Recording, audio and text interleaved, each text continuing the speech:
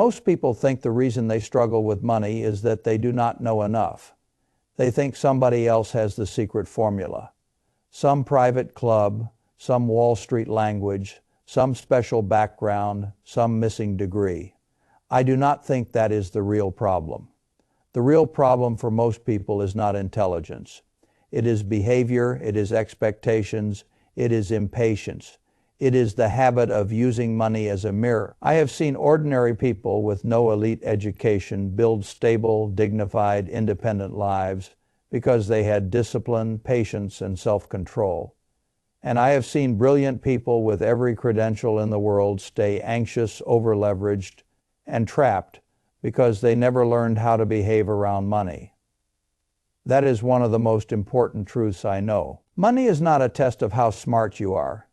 It is a test of how you think, how you wait, and what you expect life to owe you. If you can learn to control your behavior, you can get good with money. That is good news because behavior is in your control. The source text says this very clearly. It argues that financial success is much more about patience, keeping expectations in check, living below your means, saving consistently, and refusing to compare yourself to everyone else. It also makes the point that an ordinary person with good behavior can outperform a highly educated person with terrible financial habits.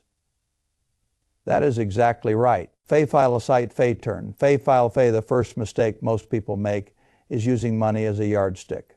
They use it to measure themselves against other people. They look at the neighbor's house, the coworker's car, the friend's vacation, the person on Instagram with perfect lighting and impossible timing, and they begin telling themselves that their financial life is behind because their visible life is smaller. That is a dangerous game because the goalpost never stops moving. If your standard of enough is built on other people's highlight reels, then you will never arrive. Someone will always have a bigger house, a newer car, a nicer watch, a more dramatic trip, or a cleaner version of success than you think you have. If you let that become the scoreboard, then even progress will feel like failure. I have always thought one of the hardest financial skills in the world is getting the goalpost to stop moving. Because once the goalpost moves every time your income rises, you are no longer building a life. You are running on a treadmill. The source material makes this point again and again. It says happiness is the gap between expectations and reality. The wider that gap becomes, the worse you feel. And in a world where social media is constantly feeding you images of people who seem richer, prettier, freer, and more successful, expectations are now easier to inflate than they have ever been. Fay file cite fay turn fay file fay. That is why so many people feel behind even when they are doing reasonably well. They are not comparing themselves to their actual needs. They are comparing themselves to a machine designed to keep them dissatisfied. I have never thought that was a wise way to live. I would rather ask a different question. What kind of life am I actually trying to build? Not what looks successful, not what gets admiration, not what signals status. What kind of life is useful? What kind of life is calm? What kind of life gives me room to breathe? What kind of life gives me some control over my time? Because that, to me, is what money is for. Not performance, not envy, not applause, independence. That has always been the true goal. I have no special interest in appearing rich. I have a great interest in being independent. The difference matters. A person can earn a great deal of money and still have no independence at all. He may have a giant house, several car payments, enormous fixed expenses, social expectations attached to every decision, and a career that owns him because he needs the next year of income to support the life he has built around appearances. That man may be rich in the visible sense and poor in the psychological sense. Another person may earn much less, but live modestly, save consistently, carry little debt, and build a cushion that allows him to say no, walk away, sleep well, and make decisions without constant panic. That person may not look rich to the world, but in the most important sense, he is wealthier. The source text says this beautifully when it draws the distinction between being rich and being wealthy. Rich means you can afford to spend. Wealthy means you own savings and investments that are not being spent. And those assets buy you freedom, independence, and room to make choices without being controlled by everybody else's demands. That is not just a clever phrase. It is one of the clearest definitions of real wealth I know. Fay-file site Fay-turn, Fay-file Fay. When I was younger, I thought about saving in a way that many people still find strange. I did not think of savings as delayed gratification. I thought of savings as purchased independence. Every dollar saved was a piece of my future that I owned instead of someone else. Every dollar of debt was a piece of my future that belonged to somebody else. That mental model changes everything. Because if you think saving is only about buying something later, then it is always competing with whatever you want right now. But if you think saving buys freedom today, then saving becomes emotionally useful immediately. $100 saved is not just $100 for the future. It is $100 of flexibility, $100 of lower fear, $100 of not being trapped, $100 of improved sleep, $100 of cushion against the next surprise. That is why I think people misunderstand saving. They think it is idle money. I think it is stored independence. The source text says almost exactly this. It argues that every dollar saved is a piece of your future that you own, while every dollar of debt is a piece of your future that somebody else owns.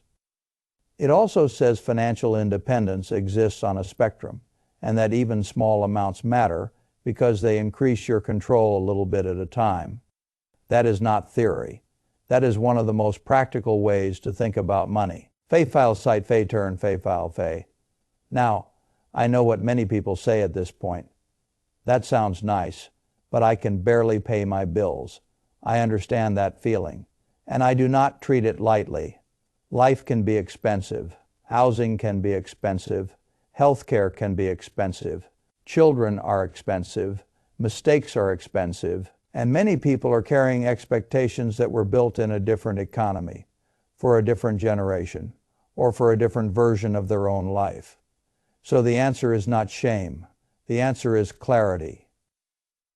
You do not need to begin with some giant financial breakthrough. You need to begin with awareness. How much is coming in? How much is going out? Where is it going? What are you paying for peace? What are you paying for status? What are you paying for boredom? What are you paying for stress relief? What are you paying for because you think you should? What are you paying for because you think other people are watching? The source text makes a very basic point that many people ignore. It says a huge number of people who are struggling financially simply do not have a real grip on what they make or spend month to month. They are not stupid. They are disconnected. They are living in a blur. And the first practical step it recommends is brutally simple. Look at your balances, know what is coming in, know what is leaving, and stop treating money as something too vague to measure. Fay-file a site, Fay-turn, Fay-file Fay. I think that advice is far better than people realize. You cannot control what you refuse to face. If you want to get good with money, the first step is not genius. It is honesty. The next step is even simpler. Treat saving as an expense, not something you do if there happens to be money left over. Not something you do only after the world behaves nicely. Not something you do only in good months, an expense. As necessary, in spirit, as rent, groceries, or utilities, because life is fragile. That is one of the most reliable facts in personal finance. Careers are fragile. Health is fragile. Relationships are fragile.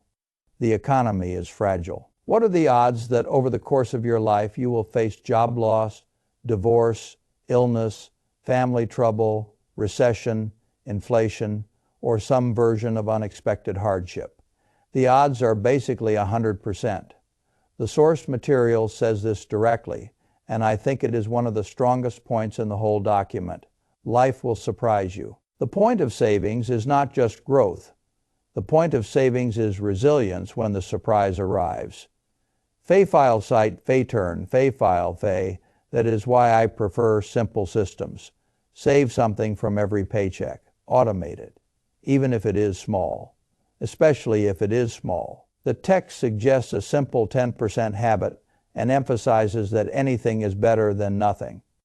It also recommends automation, so your best intentions do not have to fight your worst impulses every month. That is exactly how good financial habits are built. Not through heroic bursts of motivation, but through boring systems that keep working when your emotions are tired. Fay-file cite, fay-turn, fay-file, fay people often laugh at small numbers. $5, $10, $20. They think it is meaningless. It is not meaningless. It is training. It is identity. It is proof that you are building the habit before the results look impressive. And habits matter more than dramatic gestures. I have never been very interested in financial advice that assumes life will stay neat and income will rise smoothly. That is not how real lives work. Real lives are messy. Real lives have interruptions. That is why savings matter more than raw income in so many cases. Income can disappear. Savings can stay. Income depends on the next month working. Savings are what remain when the next month does not work. That is a very important distinction. And once you understand it, a strange thing starts to happen. You stop worshiping making more money as the answer to everything. You start asking a better question. What am I maximizing for? That is one of the great questions in finance, because not everybody should be maximizing the same thing. Some people should maximize safety. Some should maximize flexibility. Some should maximize peace of mind. Some should maximize long-term compounding. Some should maximize the ability to say no. Many people assume they should maximize returns. I do not think that is always wise. There are people who can earn a little less and sleep much better. There are people who could take more risk on paper, but have no desire to wake up at 2 a.m, wondering whether they went too far. There are people whose real objective is not to impress a spreadsheet. It is to build a life that feels durable. I have always thought that was a perfectly intelligent goal. The source text says this too, in its own way. It argues that the right use of money is not maximizing performance for bragging rights, but building a better life, sleeping better, feeling less fragile, and maintaining the freedom to live on your own terms. I think that is exactly the frame most people need. Fay-file cite, fay-turn, fay-file, fay. This brings me to investing. A lot of people think investing success comes from brilliance, connections, complexity, timing, predictions, inside information. I do not think that is the most important part. The most important part is patience. Compounding is simple to explain and hard to live with. Money earns a return. Then future returns are earned not only on the original money, but on the earlier gains too. Over long periods, the process becomes extraordinary, but only if time is allowed to do the work. That is the part people underestimate: time. Not genius, not speed. Time, the source material, says this very well. It explains compounding in plain language and then makes the bigger point. Success in investing is not mostly about earning the highest return in a given year. It is about being average or reasonable for an above-average period of time. It also gives the famous example that almost all of Buffett's wealth came after age 60, which is what compounding looks like when it is allowed to work for decades. Fay-file cite, fay-turn, fay-file, fay. This is why jealousy is so destructive in investing. Jealousy destroys patience. Jealousy makes you believe that other people are moving faster, and therefore you must do something dramatic. Chase the hot thing, copy the loud strategy. Take the bigger risk, swing harder, do more. But most investing mistakes are not caused by insufficient excitement. They are caused by not being able to stay still long enough for the arithmetic to become powerful. I have more respect for the patient investor than for the flashy investor. Patience looks ordinary in the middle. That is why so few people keep it. There is another point here that matters just as much. You should not invest in a way that destroys your sleep. I do not care how elegant the formula is. I do not care how much somebody tells you the expected return should be a little higher. If the structure you build causes you constant anxiety, then the return is not worth what it costs you psychologically. Peace of mind matters, and that is why personal finance is personal. The right mix of cash, savings, stocks, and risk will not look identical for everyone. The right answer is not the one that makes you sound smart at dinner.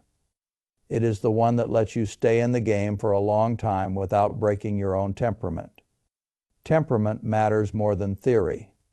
That is a lesson people often learn too late. If I had to reduce all of this to one deeper principle, it would be this: enough is better than more. That sounds simple, but it is one of the hardest truths in money because more is measurable, more salary, more bonus, more square footage, more returns, more status. Enough is harder because it asks you to define contentment instead of chasing comparison. The source text makes this point directly. It says desiring less can improve your well-being just as surely as making more, because what matters is not only what you have, but what you expect. It also argues that contentment is the deepest way to actually enjoy what you already have. I think that is exactly right. Faifalecite faturn, faifile. Let's put ourselves that once they have a little more, they will finally relax. Usually that is not what happens. What usually happens is that their expectations rise with their results, and they end up feeling the same pressure in a more expensive life. That is why enough matters. Enough stops the treadmill. Enough gives money a purpose beyond endless comparison. Enough is not lack of ambition. It is disciplined ambition. It is wanting more while refusing to let more become the only language you understand. That is the kind of, not because it looks dramatic, because it creates contentment. And contentment is very powerful. It is what lets you enjoy your house instead of resenting your neighbors. It is what lets you take the vacation instead of comparing it to somebody else's. It is what lets you buy the useful thing without pretending you need the more expensive thing. It is what lets you save without feeling deprived. It is what lets you invest without making the market your identity. And in the end, it is what lets you use money for its highest purpose, not to look successful, to live well. That is all money ever needed to be. A tool, use it that way, and it can improve your life. Use it as a scoreboard, and it will keep moving the goalpost until you no longer remember why you wanted money in the first place. I know which of those lives